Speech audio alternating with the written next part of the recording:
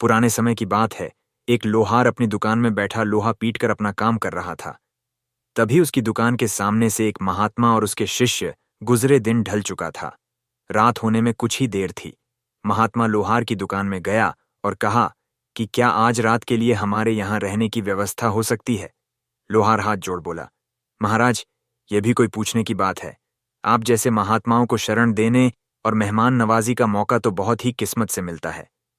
लोहार ने महात्मा जी और उनके शिष्यों की ठहरने की पूरी व्यवस्था की। उनकी अच्छे से मेहमान नवाजी की ओर बढ़िया भोजन करवाया। महात्मा जी लोहार की मेहमान नवाजी से बहुत खुश हुए। सुबह हुई तो महात्मा अपने शिष्यों के साथ चलने की तैयारी कर लोहार के पास आए। बोले, तुम्हारी मेहमान नवाजी से मैं बहुत खुश हूँ, मांगो कोई 3 वरदान जो भी तुम्हें चाहिए हो। यह बात सुनकर लोहार खुश हो जाता है। थोड़ी देर सोच विचार कर कहता है, आज मुझे पूरे 100 वर्ष की आयु प्रदान करें। महात्मा कहता है कि ये लो, हो गया, अब तुम 100 वर्ष तक जिंदा रहोगे। अब अपनी दूसरी इच्छा बताओ। फिर से कुछ देर सोचने के बाद लोहार कहता है कि आप मुझे ऐसा वरदान दीजिए कि मेरे दुकान में कभी काम की कमी ना हो। महात्मा ने लोहार को ऐसा वरदान दे दिया और कहा कि अब से 100 वर्ष तक तुम्हारे दुकान में किसी भी काम की कमी नहीं होगी। महात्मा जी ने कहा कि अपना तीसरा वरदान भी बताओ।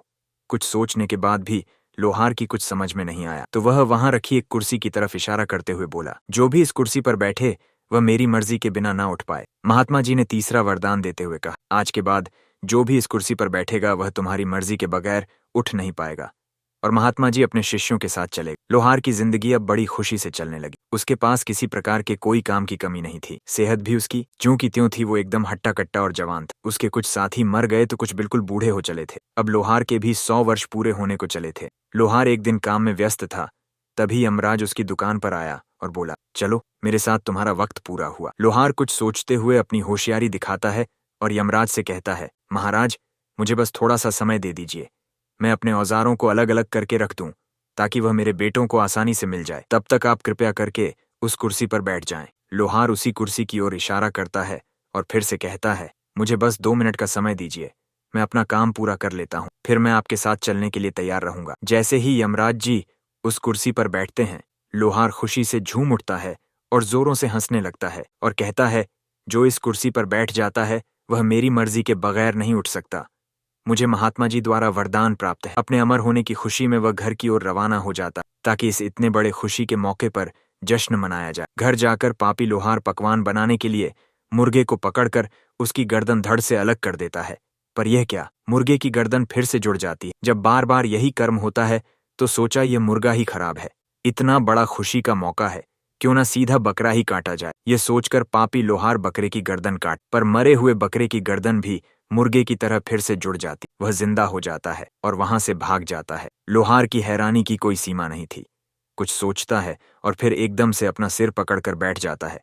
यमराज को तो मैंने कैद करके कुर्सी पर बिठा रखा है, फिर कैसे किसी की मृत्यु संभव है। सोचता है कि इस दुनिया में अब किसी की मृत्यु हो, यह नामुमकिन है। सोचा कोई बात नहीं, बकराना सही दाल चावल खाकर ही गुजारा कर लूंगा, कम से कम जिंदा तो रहूंगा, मृत्यु का कष्ट तो नहीं उठाना पड़ेगा। अब वह दाल चावल और अन्य प्राकृतिक चीजें खाकर जीवन जीने लगा। ऐसे ही समय बीतता गया। यमराज जी को उस कुर्सी पर बैठे करीब 1 साल हो गया। पूरी दुनिया में तबाही का मंजर था। किसी की भी मृत्यु में ना होने के कारण आसमान पूरी तरह से मच्छर मक्खियों से काला पड़ गया। खेतों में होने वाली पैदावार को भी कीट पतंगे और अन्य जंगली जानवर चट कर गए। पृथ्वी पर बड़े बड़े जहरीले सांप पैदा हो गए। भूख से परेशान मांसाहारी जीव, शेर चीते जंगलों से निकलकर शहरों में घुस गए और लोगों को नुकसान पहुंचाने लगे। अब मर तो कोई रहा नहीं था। कोई भूख से तो कोई दर्द से तड़प रहा था। पूरी पृथ्वी पर त्राही त्राही मच गई। अब लोहार को भी अपनी करनी पर बहुत पछतावा होता है। खुद से कहता है, मैंने अपने स्वार्थ में यमराज को उस कुर्सी पर बैठा दिया जिससे पूरी दुनिया तहस नहस हो गई। इस जिंदगी से अच्छा तो मैं मृत्यु का कष्ट ही सह लेता गया। भागा भागा खुद को कोसता हुआ अपनी दुकान पर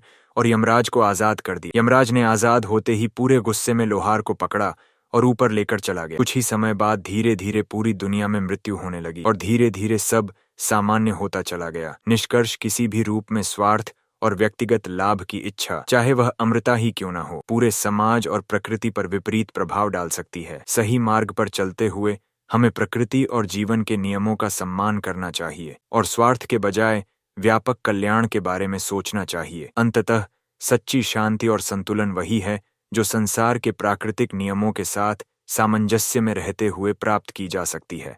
न कि उन्हें तोड़ने से